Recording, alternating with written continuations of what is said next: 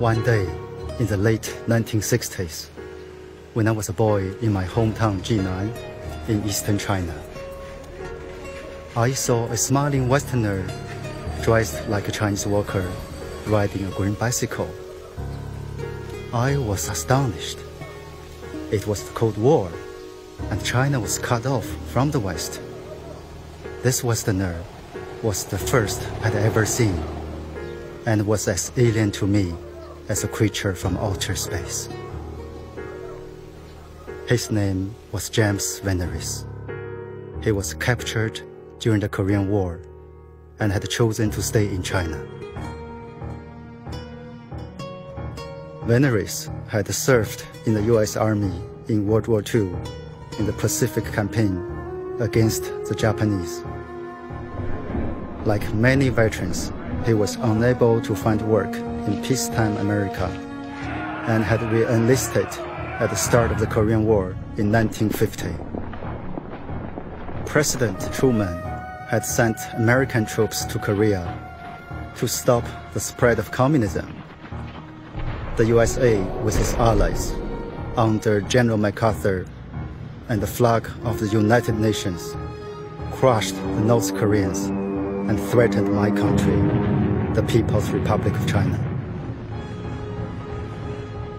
Chairman Mao mobilized a Chinese volunteer army which pushed the UN troops back to the 38th parallel. After 3 years of war, 1.5 million dead and 2.5 million injured, the United Nations Command and the Communist forces signed an armistice on July 27, 1953. Korea remains split into two countries, North and South. There were thousands of prisoners on both sides. All those who refused repatriation to their homeland were transferred to a neutral zone and given 90 days to reconsider their decision. 23 of them, including James Veneris, were Americans. There was also one British.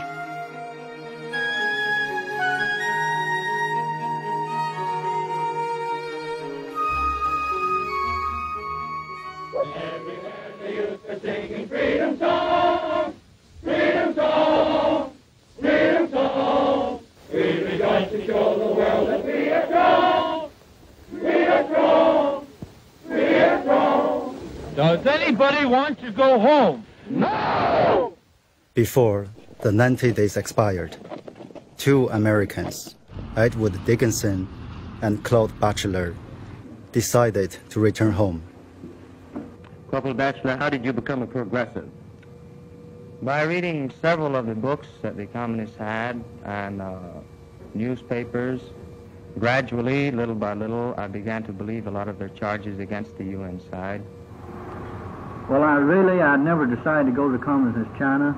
I wanted to get my revenge for my buddies that have been killed and starved to death and what they have done to me. Corporal Edward S. Dickinson, back with us once again here in the free world. Nevertheless, both were court-martialed and sentenced to 10 and 20 years in prison. If I'd returned, take a look at what happened to Dickinson and Batchelor, I'd be in the same place they are. More likely up for a death sentence or a prison term. I don't feel it's right. I'd like to see each and every one of you Americans stand up now and oppose McCarthy and his acts. My name is Harold Webb from West Palm Beach, Florida. My name is Aaron Wilson from Urania, Louisiana. This is a very happy moment for me, for now I am free from McCarthyism. Friends, the only way to stop fascism in America is to do as I have done, stand up and fight for our rights. William C. White, Thomasville, Arkansas. For the first time in my life, I've witnessed complete equality. South Koreans, Mexicans, Filipinos, white men, all mixed together. My name is Louis Griggs, and my home is at Jacksonville, Texas. I stayed behind to escape the Red Bait and McCarthy, and to assure that I'll never again have to fight in another unjust war as I did in Korea. Even if I had wanted repatriation, the fates of Dickinson and Baxter would have stopped me. My name is Richard Tennyson. I live in Alden, Minnesota.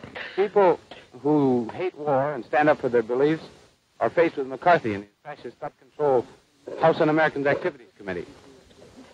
I will return someday when I can speak for peace lawfully. That's when I will return. He supposedly has rejected this country, but I don't believe that that was brought about through his own decision. My estimation of this situation is that he's a victim of brainwashing that was brought about through mental as well as physical torture. The USA was alarmed by the Red Menace and believed that the Chinese had brainwashed the American POWs. Senator Joseph McCarthy, head of the Committee on Un-American Activities, led a series of investigations feeding on public hysteria. McCarthy branded the 21 soldiers as traitors and turncoats. I have never forgotten the Westerner on the green bicycle and have always wondered what happened to James Veneris and the other POWs who chose to live in China. But 50 years have passed since their fateful decision. After a long search, I found one of them, David Hawkins, the youngest of the group. I met him on his first trip back to China after 47 years. It's kind of like coming home, believe it or not. It's like, it's kind of like coming back to a place that has a lot of memories for you. The turning point of my life, I guess you would say. I've always had an affinity for the Chinese people. I've always wanted to come back and see it later, to see what changes were made. Oh, wow. It's huge. It's a whole new city.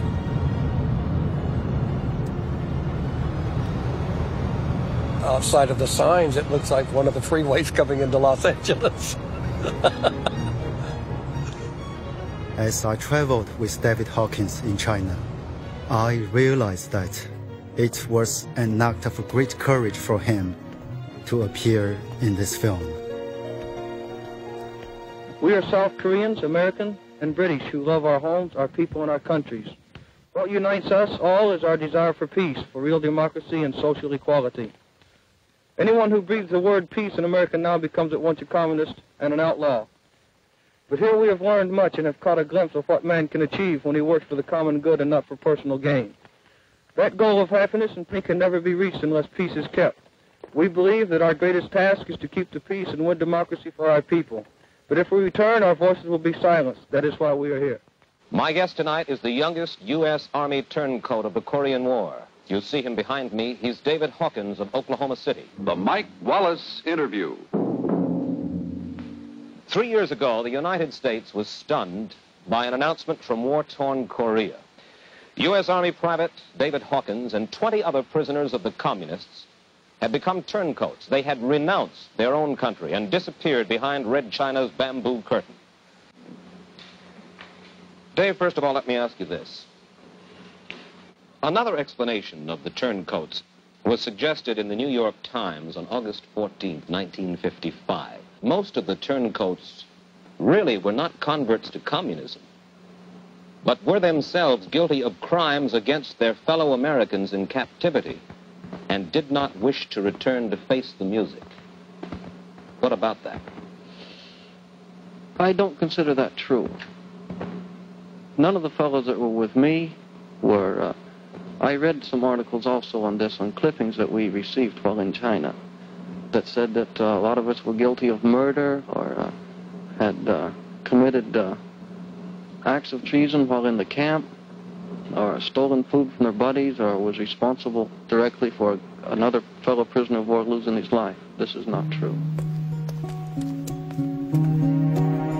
I joined in September of '49, which was 1 month after my 16th birthday.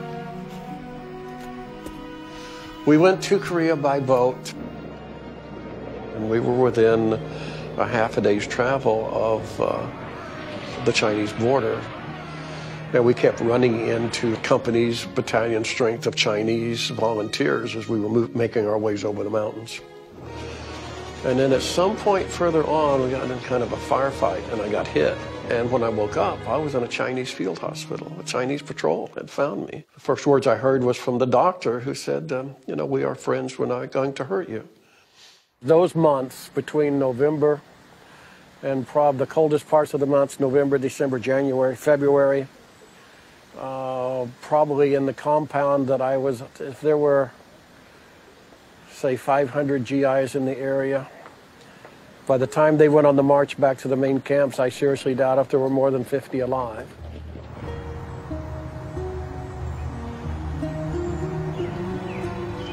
My search for survivors also led me to Lynn, the widow of Clarence Adams.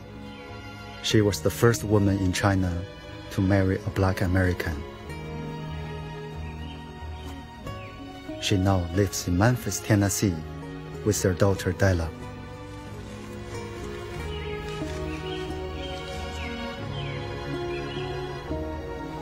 I am Clarence Cecil Adams of Memphis, Tennessee. My family and millions of other Negroes, plus myself, have suffered under the brutal attacks of white supremacy and the cruel slave laws of the southern states. These are the reasons why I can't be living happily with my family. I was born in Memphis, Tennessee, where I was raised. I come from a working class family. My mother working at White Rose Laundry, and my father at that time worked at Memphis Furniture Factory. He lived out back in what is called a carriage house, and actually over the carriage house. During my last years in high school, I was basically getting into a lot of trouble. He and his friends, his buddies, whatever, they were like a gang, were roving around the railroad tracks, and this white man started following him. He wanted to know if we could get him a black woman. We walked away from him. He followed. And he kept hollering, hey boy, why can't I get me a black woman? We're afraid because we know what can happen. If we do something to him, they lynch us. We'll never get out of jail. We're walking. One of the guys just turned around and popped him in the mouth. He went down. When he went down, we stomped him, all 5 of us, and we left.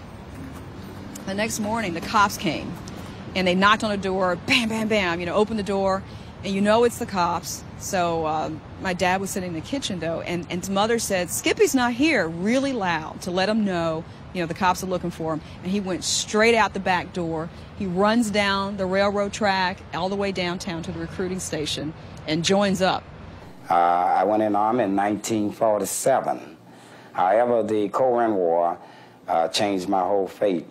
I was captured, which was November the 30th, 1950. It wasn't difficult for me to find the home of James Veneris, that first Westerner I had seen as a child. Bai Xirong, his widow after 40 years of marriage, still lives in the same apartment in G9. 这是我的很久，这是我的老伴儿，分不开的白头到老。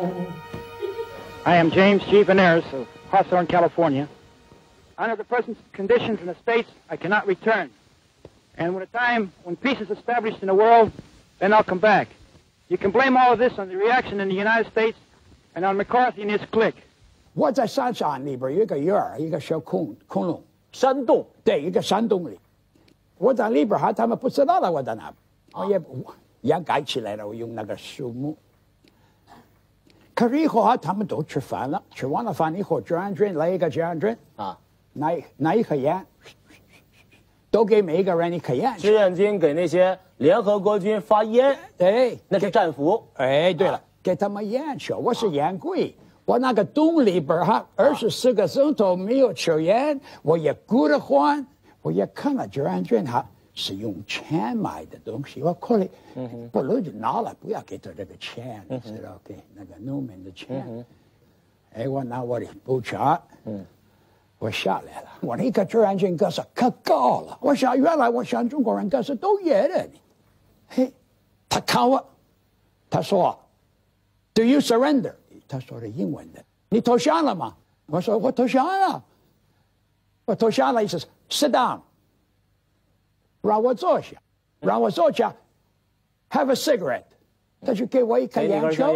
哎呀，可惜了，可劲了。那我知道了，你这个投降志愿军的做战俘是为了那根香烟。对，对，对。从前申请过，要加入中国国籍，好像。My father applied for Chinese citizenship, but for unknown reasons it wasn't approved. Then, right before he died, we were told that his request was going to be granted. But it was too late.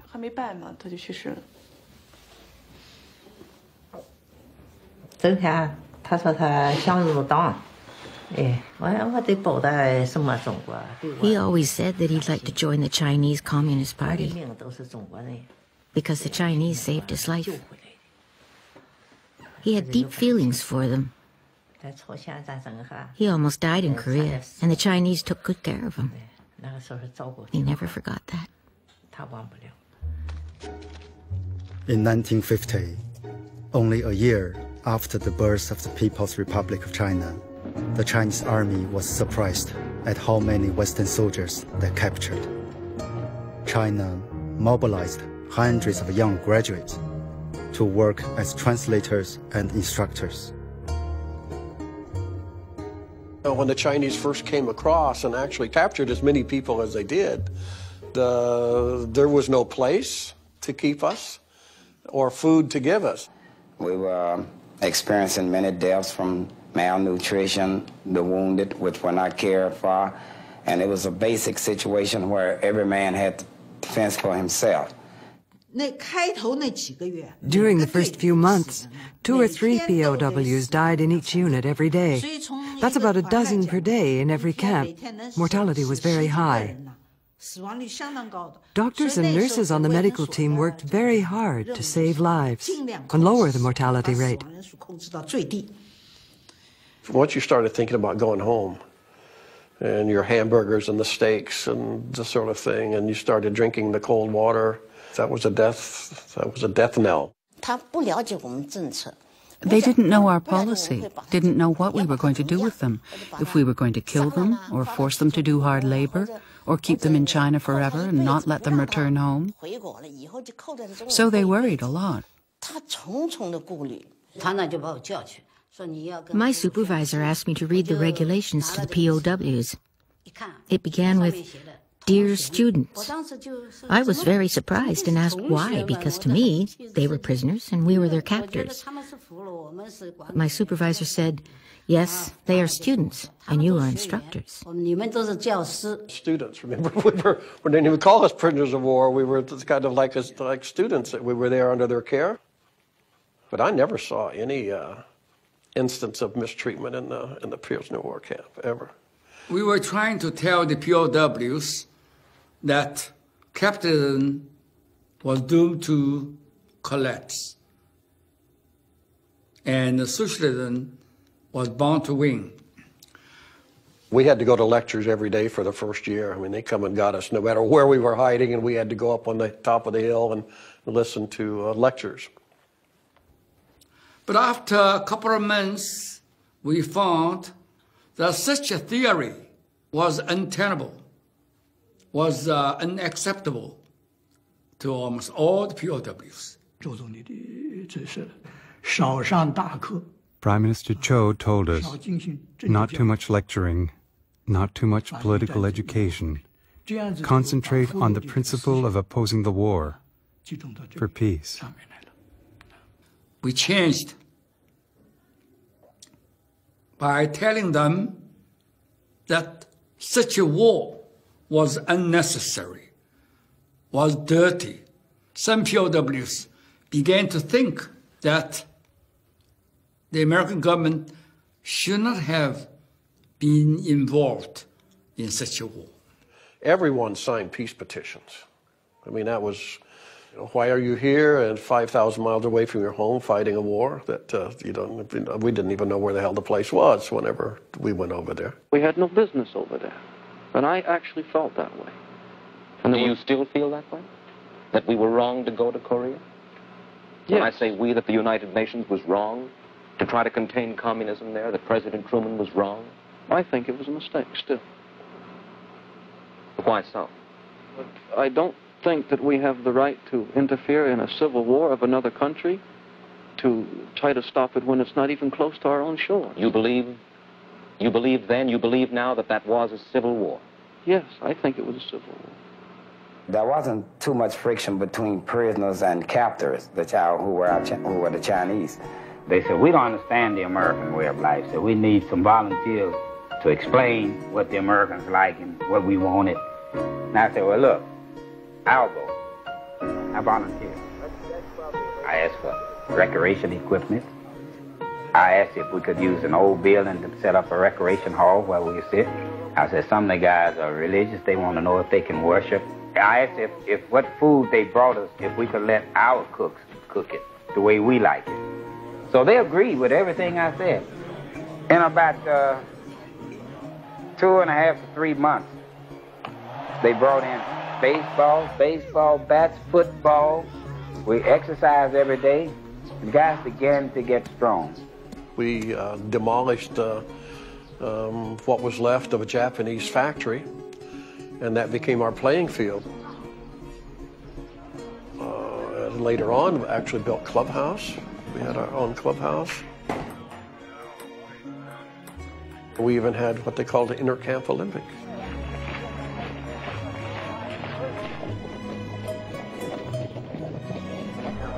When I came across this film archive, I could not believe my eyes. This must be the only prisoner of war camp in human history to have ever organized an Olympic Games.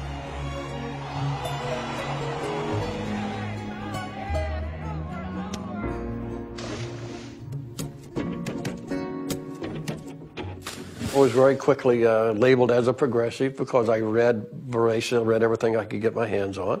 And I volunteered when I was asked to pass. I was like the mail clerk. They gave me the mail for my platoon, and I passed the mail out. And I was in charge of the bulletin board, and I could type. So during the Intercamp Olympics, I did all the typing for the newspaper that covered the Olympics. And I remained in the prisoner of war camp until the end of war. And Chinese sent me away to study.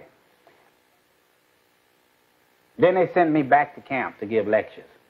And I gave lectures on capitalism, imperialism, history of social development.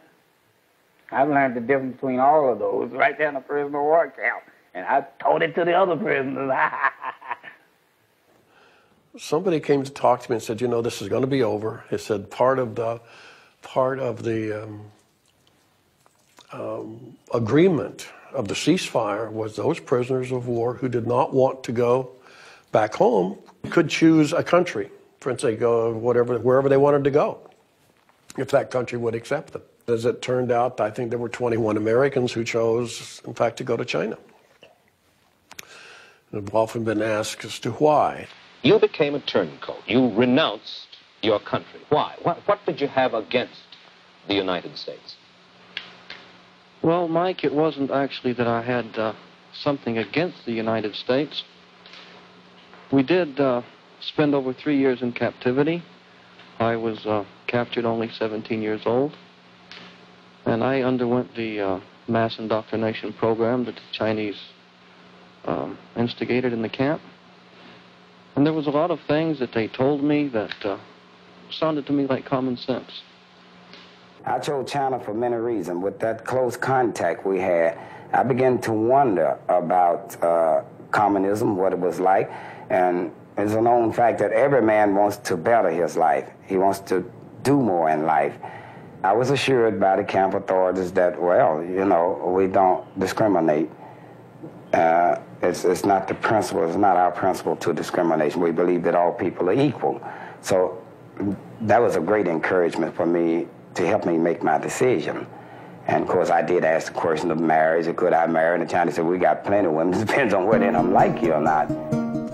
So we left Korea, we got on the train, we left Korea and went to China.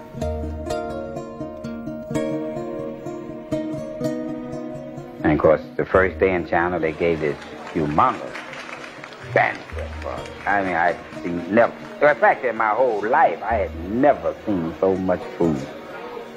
Beautiful table. Man, the table was long and just covered with everything you could imagine. I mean, some good cooking.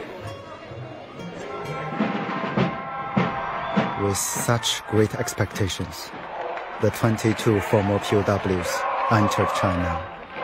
Treated as dignitaries, they were invited to the 1954 May Day parade in Tiananmen Square.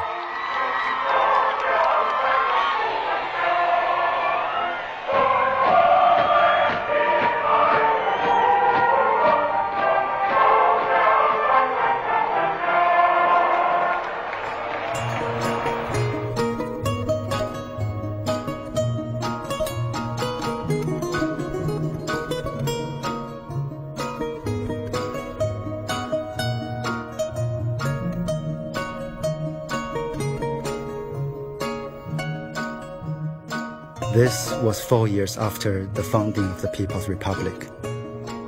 We Chinese were passionately united and working to build the new democratic socialist society.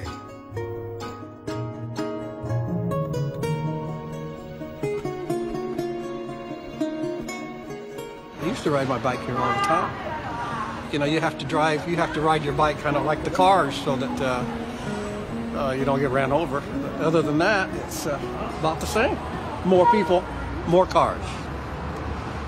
Used to visit this place on a pretty regular basis with the Russian friends from the China Club.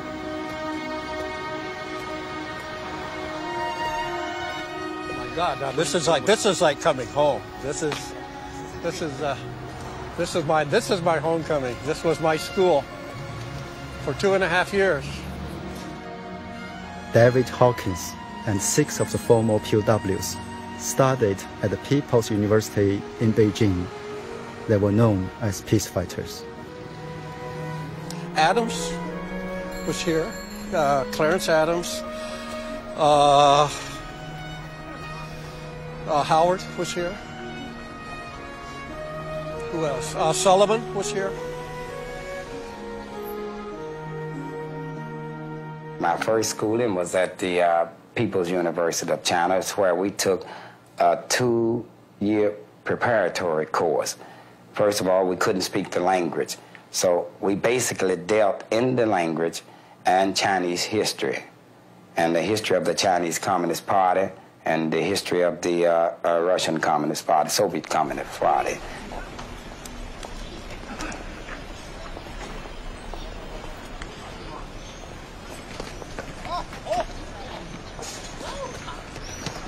Oh!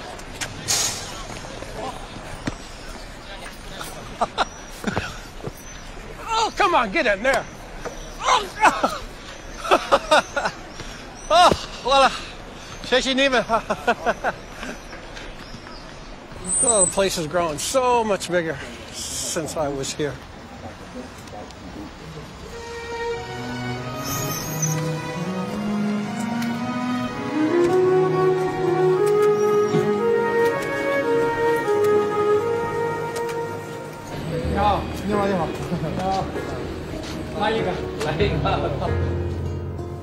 This paper mill in my hometown, Jinan, is where James Veneris worked for 20 years.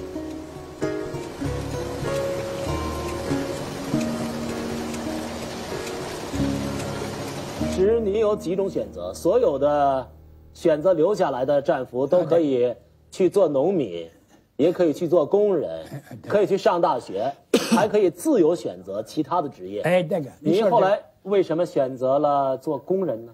我从小的时候，我的祖父、我的爸爸，我们都是工人，所以我不知道别的，体力劳动干活。Veneris was a very good worker, very skillful, one of the best in our lathe workshop. He got along with everyone. He was a good joker, always teasing his co-workers. He was one of us. When we were introduced, he made a good first impression. I already had 4 children. He liked them a lot.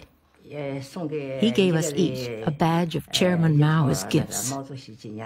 我将来的时候哈，我一看，我心里扑腾扑腾。还是这个，我定了，我的思想定了，我就要这个妇女。这些领导哈都给讲吧，说脾气挺好。他生了2个漂亮棒子的孩子，一个姑娘，一个儿子。我感谢你。就是那个，我觉得我父亲嘛，在中国这么多年啊。What I remember most about my father is that when people advised him to return to the United States, he always preferred to stay in China. 让他回美国，他觉得还是中国挺好的。我父亲希望我将来能在美国。In the end, my father wished me well in the United States. I knew I could make more money here. But he insisted I never join the U.S. Army. He was adamant. For him, soldiers are nothing but cannon fodder. So far, the Chinese had managed to fulfill all of my requests. I've been given an opportunity to study, and I was studying now in the Wuhan University. And that's the first time I see a real black man in China. Before, I only see black people is in the movie. That time we know each other is 1957.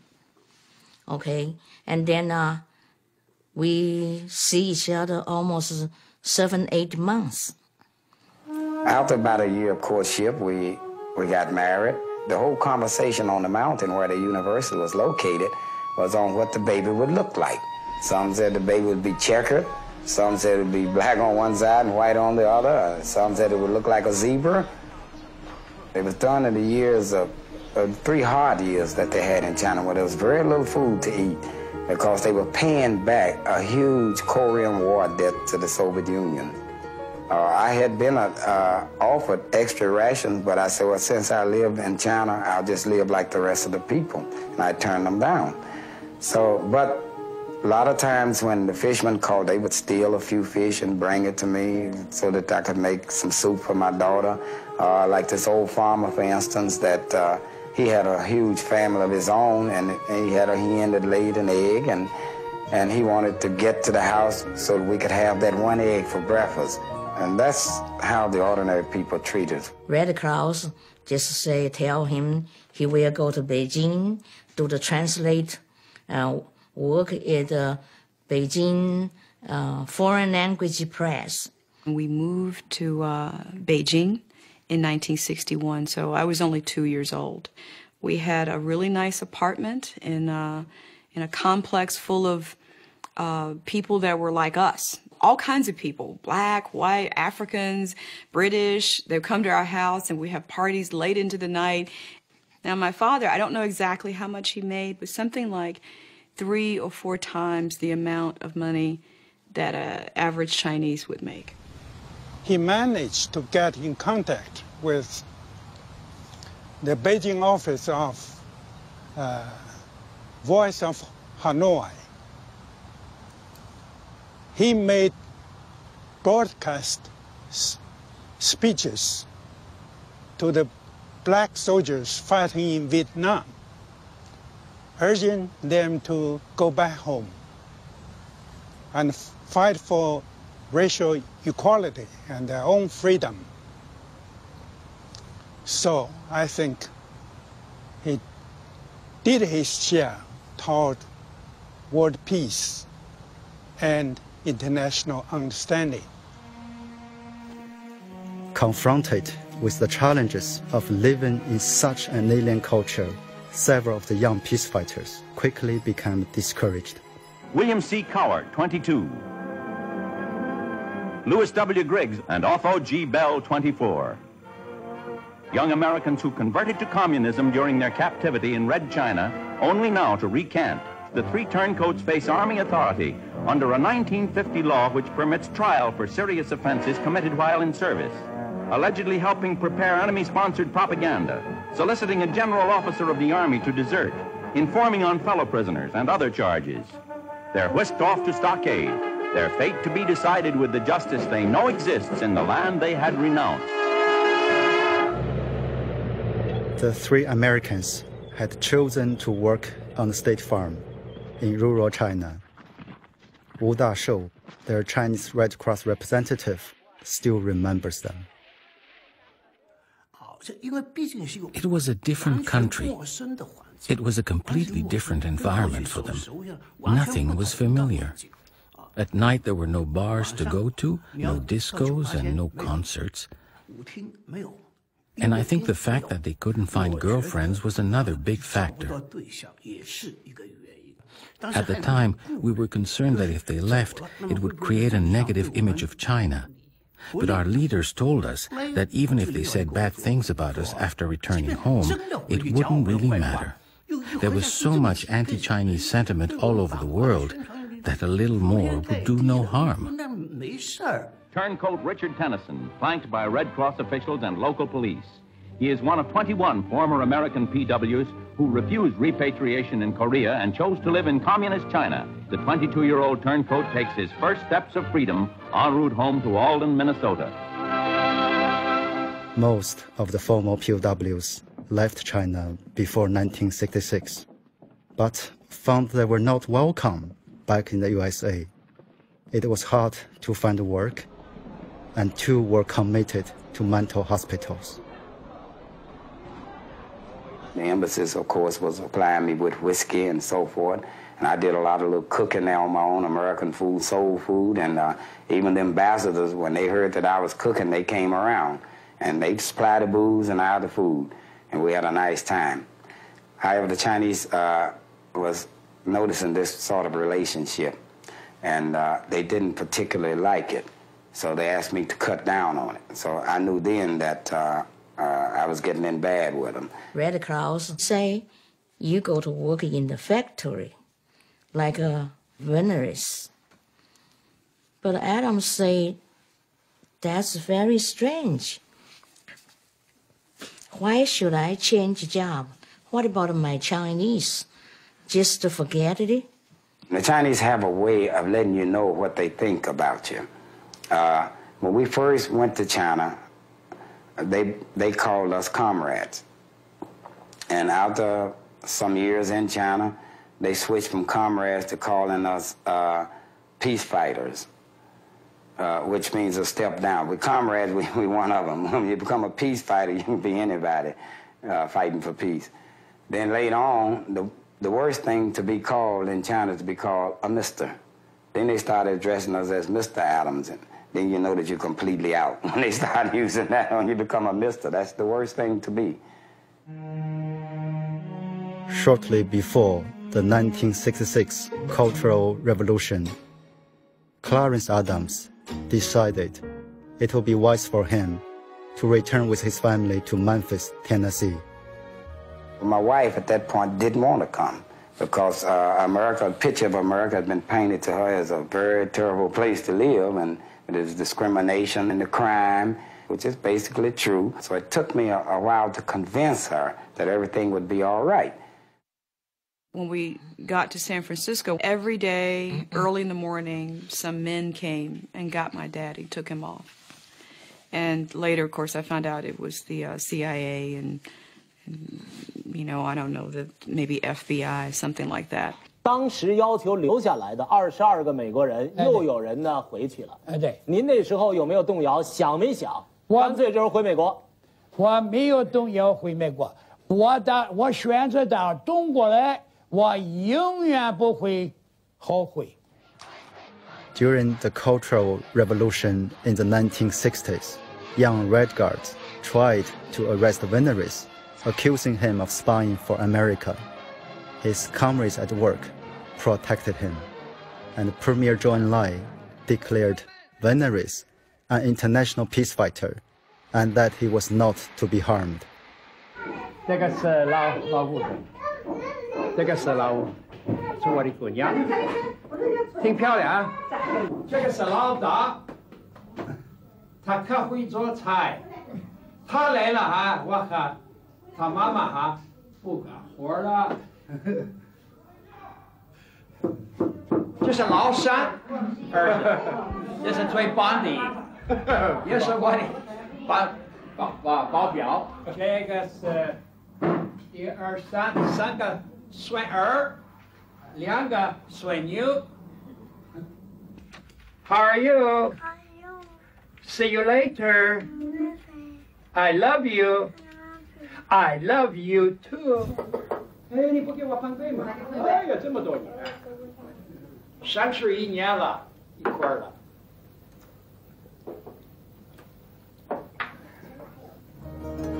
After his 2 years of studies in Beijing, Hawkins wanted to be a truck driver, and the Chinese Red Cross got him a job at a car parts factory in the city of Wuhan in southern China. Yeah, this is my work town. This is where I lived and worked for over a year. The name of the factory, Wuhan Qixia Peizhenchang, was written on both sides. And I used to stop my truck here, let all the rest of the workers off. Yeah, part of the foundry, still have some of the machinery, and the lathes are here. I think this is one of the areas where Sullivan worked, in one of the machine shops. 你们好，你好，你好。我认识你啊，你好啊，好久没见了。你好，你好，recognize。你好，你好，你好，哎 ，long time，long time。你好，你好。你好。他是我的最好的朋友了，哎，最好的朋友。This is a warehouse. Yes. Warehouse, yeah. yes, sir. Yeah. This is a garage. Garage. Yeah. Garage. But the garage is destroyed. Just gone, yeah. And then we rebuild that building. Yeah. So yeah. you can keep this photo. Keep this photo, okay? David Hawkins explained to me why he decided to return to the USA in 1957 after a 7-year absence. Where I've been gone long enough, the climate here is not the same as changing rapidly as well, and I think it's time that I went back and I'll face whatever's there. Then I'll just face it as I come to it.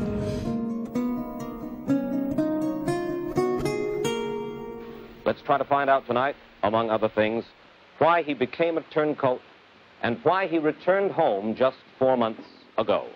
Personally, I went to China to compare what I'd heard with what they actually practiced in China. I went because I was very curious by nature. What had you heard? Well, only what our Chinese captors had told us, how great they were working toward socialism and the great strides that they were taking in bettering the life of the Chinese people who for so many thousands of years had lived a life of oppression under various governments and was backward. And well, why did you feel this sense of identification, of wanting to know about them? Had you not been told by our own army? No. They never discussed the Chinese with you? No. They never told you what to expect? Were you to be captured? Yes, they said we'd be killed. Did you hear about the Soviet Russians and what they did in Hungary? That was the main thing that definitely made me take the step to return to the United States. And when you made up your mind to come back to the United States, did they stand in your way? Did they try to persuade you to stay? No. Can we be sure that you yourself have not been sent back here in some manner to work on behalf of the Red Chinese? You wouldn't know for sure. Do they believe in our freedoms? No, to them it's much different. And we have an aggressive government that's always hunting for war. And do you believe that the United States should recognize Red China? Personally, I think they should. Why? It's a very big thing. They have a very large land area. They have 650 million Chinese population. And it's like saying it's a big elephant in front of you and you say he's not there until he becomes powerful enough to step on you. Do you expect that they will become powerful enough to step on us? I have no doubt of that. Our economies are so close together that we have to be friends, because both of our economies now would suffer if we didn't cooperate with each other. When I went back to the States, sometimes they would ask how I was treated. I didn't want to say something that might get me in trouble with them, but at the same time I would not lie and say that I was ever mistreated by the Chinese, because that wasn't true.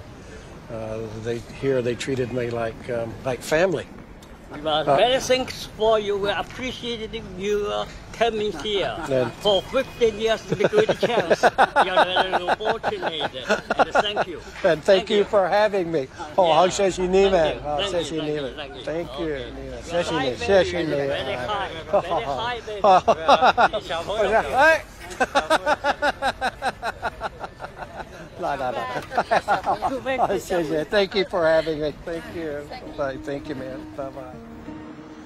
Clarence Adams returned with his family to his hometown Memphis, ended 12 years of an exceptional life in China.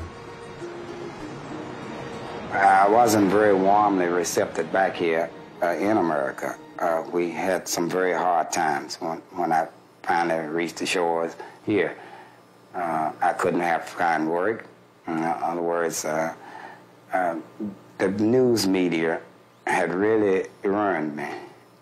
And everybody wanted hands off, even fellows that I had gone to school with. They were afraid of me because I was painted as a red.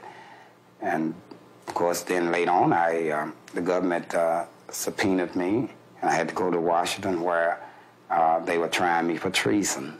He wanted knowledge, he wanted education, he wanted an opportunity.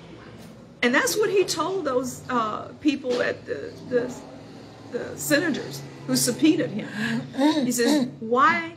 Because I'm a black man, I don't have the right to make a life for myself. You've done this all over the world. You've gone anywhere you wanted to go, and you did whatever you wanted to do to gain what you need to gain. But I'm a black man, and I can't do the same thing.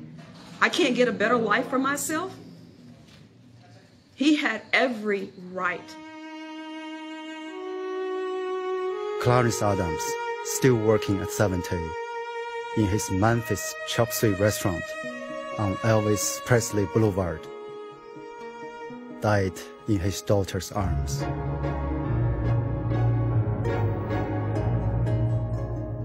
President Nixon's visit to China in 1972 ended the hostility between our two countries. The USA was no longer an enemy, and Veneris could at last visit his American family after being away for 26 years.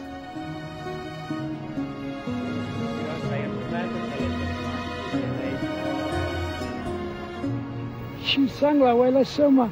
错误的，从美国到朝鲜，为了什么我也没有弄清楚这个问题。去生了多少人，孩子、老人家什么去生了。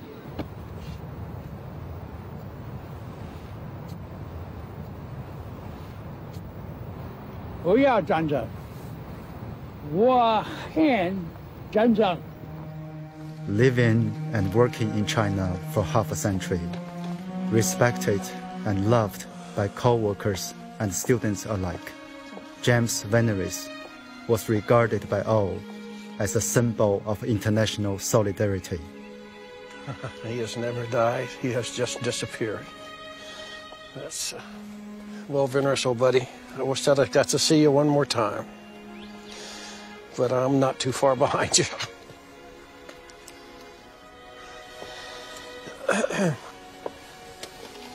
I'm very sorry that I was not able to come and visit when he was alive. I would have liked to have done it.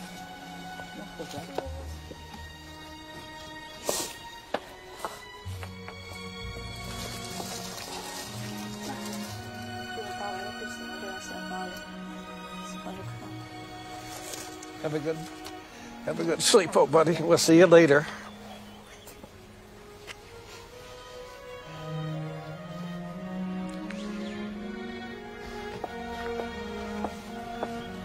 I wanted to know if she would like to be, if I could be her grandpa. Then I'll have grandkids at home and I'll have grandkids in China. Halfway around the world. That's great. Most of the 22 POWs have passed away.